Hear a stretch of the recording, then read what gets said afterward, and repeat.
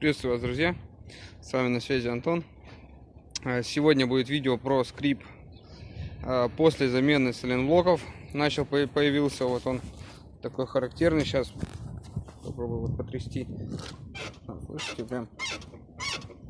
И вот на каждой кочке вот такой скрип есть. Сейчас как бы есть вариант, что это плохо протянул, видимо, сайлентблоки.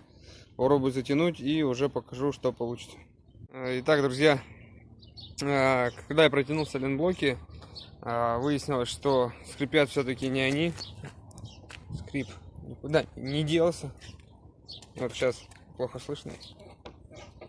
Он стал более глухой, но он никуда не делся. Глухой, потому что я сайлентблоки затянул, соответственно, рычаги ходят сложнее. А дело в том, что мне вот помогли ситуация, что у меня сломалась вот здесь нижняя шаровая, она скрипит.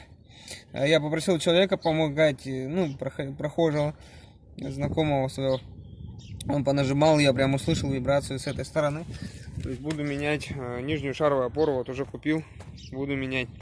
Вот видео про то, как я меняю шаровую опору, уже будет ссылка, сделаю под это видео, либо наверху справа всплывающим окном. Поэтому иногда задача решается таким образом, иногда необходимо менять уже будет шаровую опору, как я буду делать сейчас.